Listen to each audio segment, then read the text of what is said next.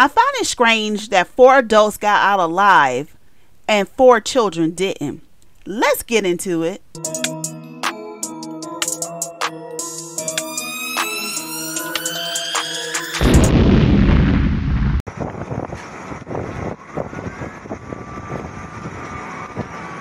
An empty swing set and an abandoned playhouse. This mobile home on 4705 Grassy Lane used to be filled with 4 happy children. If you were sad when you came home, they would run up to you, give you hugs and everything, and tell you that they love you. 18-year-old Travis Garrison says when this morning's fire started in the living room, he, his sister, her boyfriend, and the children's mother got out as fast as they could. That's when the mom realized her kids were not with them. And she ran over to me and asked if her kids were okay, and I told her that they were still in there. Garrison says she got up on top of his truck to try to rescue them through a window, but flames had already engulfed the entire home. I was running to the front door to try and break it open, and it wouldn't open. I kept hearing the kids screaming, and I couldn't do anything about it.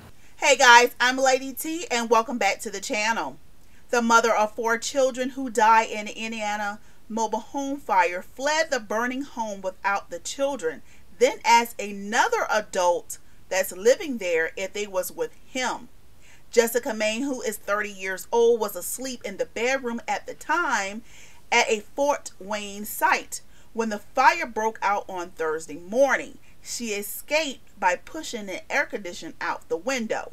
Her 4 children, ages 2, 3, 5, and 10, were all asleep in the front bedroom and died screaming, according to Travis Garrison, 18, who heard their painful final moments. Garrison and 2 other adults, his sister Audrey Kessler, 24, her boyfriend Samuel Bennett, 17, were all asleep in the 3rd bedroom. Garrison awoke to the blaze and tried to get out the front door, but the deadbolt was not working. He said he ran out the back door and his sister and her boyfriend escaped through the window. When all 4 adults was outside, Mann ran to Garrison and asked, "Where are they?" She ran over to me and the other 3, or the other 2, and asked if her kids was okay, and I told her they were still inside, Garrison said. So once outside, the adults realized that the children were still inside the home. I was running to the front door to try to break it open, and it wouldn't open, Garrison said. I kept hearing the children screaming and screaming, and I couldn't do anything about it. We tried our best to get the kids out. We did everything we could. Now, several of the other neighbors was asking, well, how could the adults leave without the children? But Garrison insisted that they did everything they could to save them.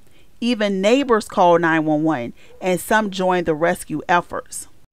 Now, one of the neighbors, Mrs. Wright, said that there was a lot of smoke. She couldn't even breathe. She couldn't even see. She heard the kids in the back crying for help and even heard the dog whining. You just can't watch someone's house burn and their children are inside and not even be tempted to jump in and help. I mean, like, I couldn't sit there and just watch it. Because actually during the process, Mrs. Wright got her hands slashed. Her fingers and stuff got slashed because she grabbed something, a chair or something out the yard, and threw it into the window so she can go in and grab the kids out and also let some of the smoke out the home. Garrison said that he heard a propane tank making a whistling noise before the fire got worse. When the Fort Wayne Fire Department arrived at 8:33 a.m., the fire had spread throughout the mobile home, according to the statements from the fire and sheriff's departments. Firefighters had the blaze under control enough to enter the home at 8:56 a.m. and found the children's body, a fire department news release has said. So you telling me none of the adults had sense enough to run into the bedroom to get the kids? It's not like this was a huge mobile home. What mother would flee without her children? I'm a mother of a 5-year-old, and I'm not coming out of there until I get my baby. You best believe that. All those adults in that home was selfish and didn't give a damn about those kids.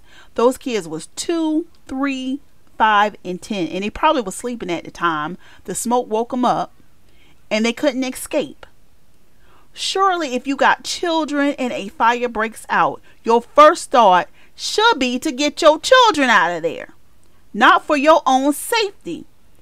I mean, this story pissing me off. I'm sorry, y'all. There was young children and they was left to burn to death. People outside could hear the baby screaming. How do you leave your burning home and only when you outside that you notice not one of your 4 children are with you? I'm certain they probably got a GoFundMe account. I went and donated a dime. I don't get how everyone made it out but those kids, and they just forgot the kids. There's just no way. They was not a priority to any of those adults in their home. Get the kids or die trying. Everything about this sounds fishy. Why is she 30 years old hanging out with people much younger than her? Why is she sleeping in the back room while randoms are in the house and her kids are sleeping in the front room? A 30-year-old mother of 4 hanging out with a teenager and a 24-year-old who is dating 18 is this weird. And where are the fathers of these children? Was the other teen dating the 30-year-old mother? In my opinion, this whole thing reeks of drug use, age-appropriate relationship, child neglect, and possible insurance fraud. Now, Garrison, you said that you was in the back of the trailer and you ran all the way up front and the door was locked or something like that, and you ran back to the trailer. So you had to pass the children's room when you was trying to escape. So it didn't register in your head, hey, let me go and check in the room real quick and see the kids in there. And again, going back to the other adults, it didn't register that, hey, I need to make sure that the kids are not in the room. Again, the trailer is not that big. This story, like I said, sounds fishy. It's too much holes going on. There are still an investigation going on with this case. It seemed like to me, once all the adults got out the home, the neighbor was more concerned about getting the kids and helping the kids and the dog out. I mean, in the process, this woman slashed her hands trying to break a window to try to get the smoke and the kids out. I mean, come on now. But anyway, let's just pray for these babies and their souls. Alright guys, that's it. Hope you enjoyed the video. Let's continue the conversation down below in the comments. Make sure to like the video and hit that subscribe button and notification bell so you never miss an upload. I'm Lady T. I'll catch you the next time. Be blessed. Bye.